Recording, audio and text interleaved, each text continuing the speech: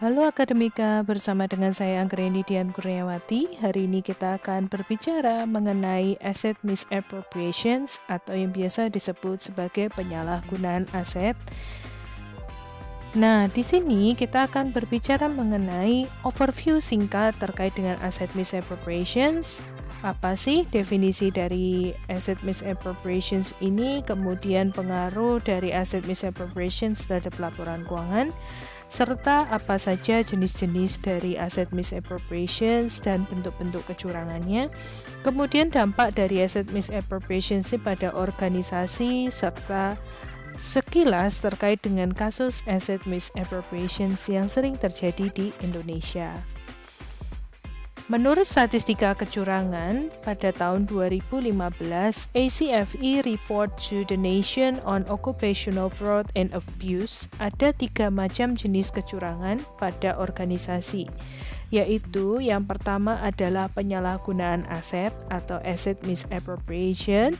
Nah, di sini merupakan sebuah skema kecurangan yang bisa melibatkan pencurian atau penyalahgunaan aset organisasi. Aset organisasi yang dimaksud di sini adalah aset yang berwujud maupun yang tidak berwujud. Kemudian juga ada korupsi atau corruption. Di sini adalah skema kecurangan di mana seseorang menggunakan pengaruhnya pada transaksi bisnis untuk mendapatkan keuntungan yang tidak sah yang bertentangan dengan tugas dan tanggung jawabnya kepada pemberi kerja atau organisasi. Kemudian yang ketiga adalah fraudulent statement atau kecurangan laporan keuangan. Di sini pembuatan laporan keuangan organisasi untuk membuat perusahaan tampak lebih atau kurang menguntungkan, atau juga kita bisa sebut sebagai manipulasi laporan keuangan atau window dressing. Nah, berikut merupakan definisi dari asset misappropriations. Aset merupakan sebuah yang memiliki ekonomis yang mungkin didapatkan atau dikendalikan oleh suatu entitas tertentu sebagai hasil dari kejadian atau transaksi di masa lalu, atau bisa dikatakan aset ini bisa merepresentasikan sumber-sumber yang dimiliki oleh entitas. Contohnya bisa dari tanah, bangunan, pabrik, mesin, atau yang kemudian wujudnya adalah aset tak berwujud seperti logo, paten, dan lain-lain. Nah, di sini akan dibagi menjadi 2, yaitu aset tak berwujud atau intangible asset. Kemudian ada aset berwujud atau tangible assets. Aset tak berwujud ini adalah aset yang berumur panjang dan dimiliki oleh entitas yang dibeli sekaligus atau diperoleh melalui bisa dengan capital lease, sehingga mempresentasikan hak kontrak dan fisiknya tidak dapat diidentifikasi. Kemudian yang kedua adalah aset berwujud. Di sini adalah tangible asset, yaitu aset yang secara fisik dapat dengan mudah dilihat, disentuh, diidentifikasi secara substansial nyata. Atau kalau kita bisa melihat dari contohnya, yang dimaksud dengan aset tak berwujud itu adalah seperti paten, logo, royalti, dan sebagainya. Sedangkan untuk aset berwujud itu seperti meja, kemudian bisa mesin, pabrik, maupun juga tanah dan lain-lain. Nah, aset misappropriation ini bisa didefinisikan sebagai penggunaan properti atau uang orang lain yang digunakan secara tidak jujur untuk kepentingan pribadi. Penyalahgunaan ini bisa melibatkan sediaan dan juga informasi di mana sediaan umumnya akan terpakai organisasi segera setelah dibeli dan informasi bisa dijual setelah didapatkan. Informasi ini merupakan aset yang bernilai sehingga tidak boleh diperjualbelikan. Contoh informasi di sini misalnya resep dari sebuah perusahaan makanan yang kemudian diperjualbelikan kepada masyarakat, padahal di situ sudah mengandung adanya lisensi khusus dan kemudian merupakan suatu yang confidential di perusahaan. Nah, inilah kemudian yang dimaksud sebagai pencurian informasi atau penyalahgunaan dari informasi tersebut. Nah, asset misappropriations ini ada peluang-peluang yang bisa menyebabkan kemungkinan terjadi hal-hal seperti ini. Yang pertama adalah mencuri penerimaan kas dan aset lainnya ada di organisasi.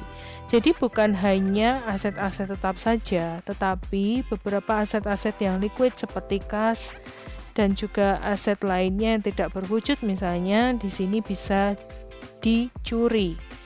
Nah, untuk pencurian kas ini biasanya dilakukan oleh entah itu dari karyawan karena yang dekat dengan pengendalian internal, ataupun kemudian juga selain kas ada persediaan dan juga aset lainnya on hand.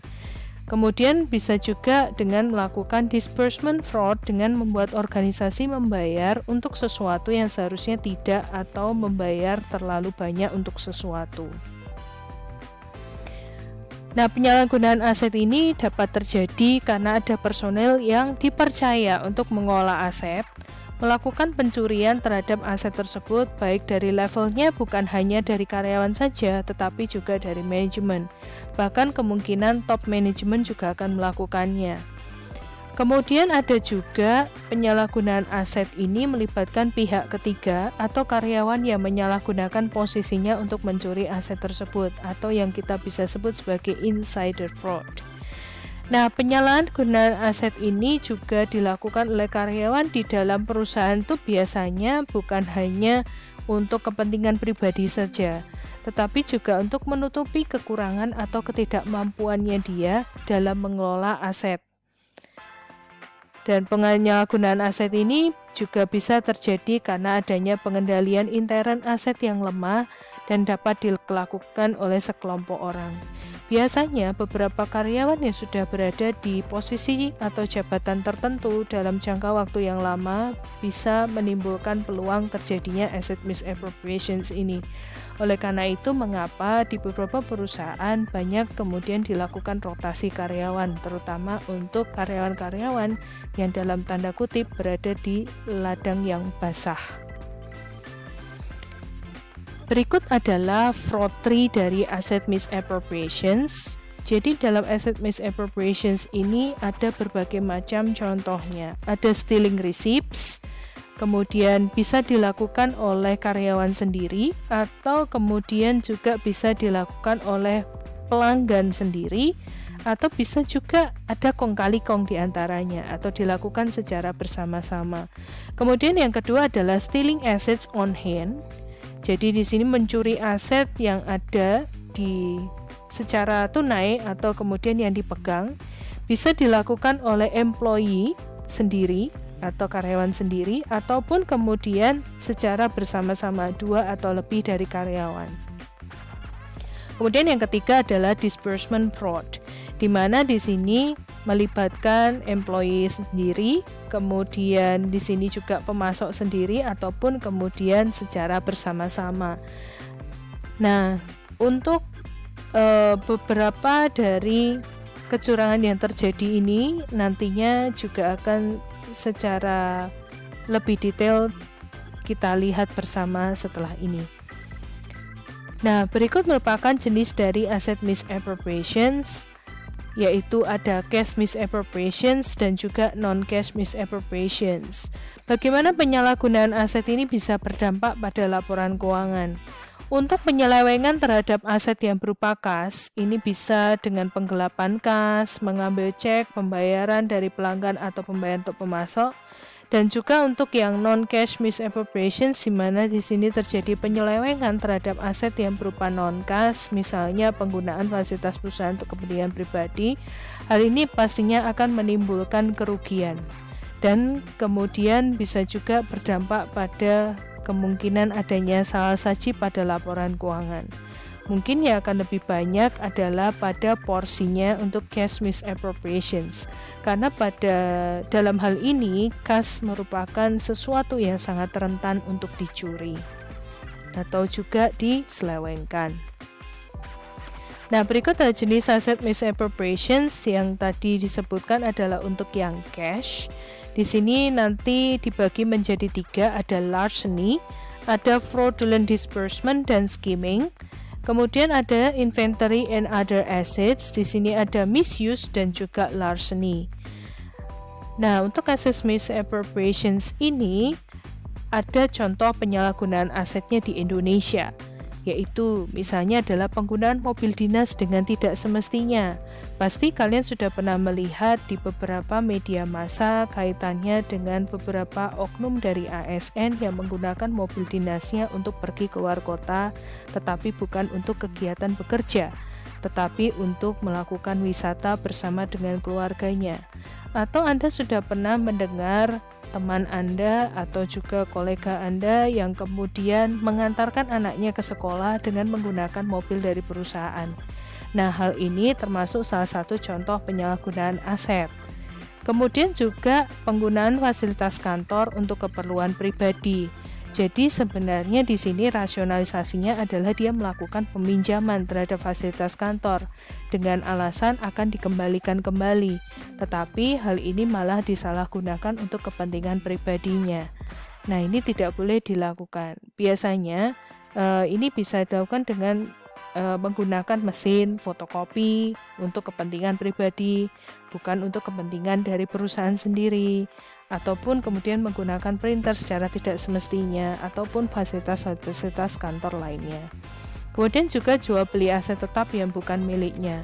Misalnya dalam hal ini ada seorang karyawan atau manajer, kita katakanlah dia memiliki wewenang untuk kemudian melakukan pengendalian atau pengelolaan aset tanah milik negara.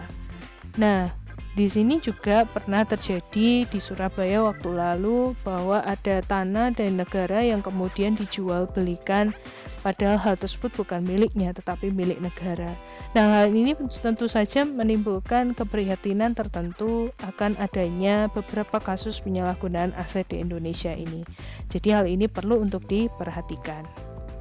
Nah, dampak dari asset misappropriations pada organisasi sendiri adalah penyalahgunaan aset ini tidak berdampak pada liabilitas. Namun liabilitas bisa digunakan untuk menyembunyikan tindakan kecurangan tersebut. Jadi di sini adalah upaya yang dilakukan oleh pelaku kecurangan untuk menyembunyikan adanya misappropriations tersebut. Karena seperti kita ketahui dari persamaan akuntansi, aset sama dengan liabilitas plus ekuitas, di mana di sini kalau asetnya yang dicuri atau disalahgunakan, berarti akan terjadi ketidakseimbangan pada posisi keuangan. Oleh karena itu, liabilitaslah yang digunakan untuk melakukan atau menutupi adanya tindakan kecurangan tersebut. Nah, biasanya ini nanti kita akan sebut sebagai off balance sheet. Kemudian penyalahgunaan aset akan berdampak langsung terhadap akun ekuitas perusahaan. Karena apabila ada tindakan penyalahgunaan, uang yang seharusnya disetorkan akan berdampak pada ekuitas dan mempengaruhi laba atau rugi perusahaan, dan laba akan meningkatkan ekuitas. Jika rugi, maka akan menurunkan ekuitas. Jadi ini akan sangat berdampak terhadap ekuitas. Penyalahgunaan aset juga akan sulit dideteksi pada laporan posisi keuangan, kecuali jika penyalahgunaannya cukup besar. Tindakan ini dapat berdampak pada laporan keuangan melalui akun ekuitas yang terdampak dari laporan laba rugi. Nah, biasanya organisasi ini basisnya adalah akrual untuk metode pencatatan akuntansinya. Mengapa demikian? Supaya terhindar dari adanya penyalahgunaan aset dibandingkan dengan perusahaan yang menggunakan basis kas. Oleh karena itulah mengapa pemerintah mulai dari sekarang juga sudah berusaha untuk mengubahnya menjadi basis akrual. Sudah lagi tidak menggunakan basis kas supaya hal ini bisa untuk mencegah kemungkinan terjadinya penyalahgunaan aset yang sering terjadi di dalam pemerintahan. Kemudian akun depresiasi juga dapat untuk membantu untuk mendeteksi adanya penyalahgunaan aset melalui penghitungan nilai buku aset. Nah, inilah beberapa cara untuk melakukan upaya juga untuk melakukan deteksi dengan menggunakan akun depresiasi yang ada, yaitu dari aset tetap yang kemungkinan bisa disalahgunakan itu tadi.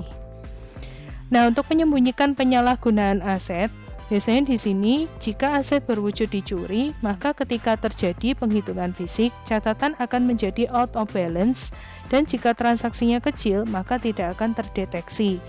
Kemudian bisa menggunakan akun beban lain-lain untuk pendebetan aset yang dicuri atau false debit, dan karena merupakan akun beban yang tidak banyak diperhatikan, maka seringkali tidak terdeteksi. Kemudian dalam sistem yang manual, pelaku juga dapat mungkin menambahkan aset yang dicuri di catatan walaupun secara fisik tidak ada, dan juga penyalahgunaan aset diakui sebagai barang yang hilang. Nah, berikut merupakan beberapa penyembunyian terkait dengan penyalahgunaan aset. Untuk beberapa akun-akun seperti akun miscellaneous atau lain-lain, di situ adalah yang kerap kali digunakan oleh pelaku kecurangan untuk melakukan penyembunyian terhadap adanya misappropriations. Nah, di sini biasanya jika perusahaan itu menggunakan beberapa sistem manual, biasanya pelaku juga bisa menambahkan aset yang dicuri itu di catatan. Jadi dia mencatatnya padahal kemudian tidak ada yang namanya penggunaan dari aset ini. Dan kemudian di situ juga bisa dilakukan dengan melakukan pendebetan dari aset yang dicurinya. Nah, hal ini mungkin perlu juga kemudian auditor forensik untuk kemudian mengetahui kemungkinan adanya penyembunyian-penyembunyian yang bisa dilakukan oleh pelaku kecurangan, sehingga kemudian di sini bisa bertindak lebih skeptis ketika melihat dari pencatatan laporan keuangan yang ada di dalam kliennya. Nah,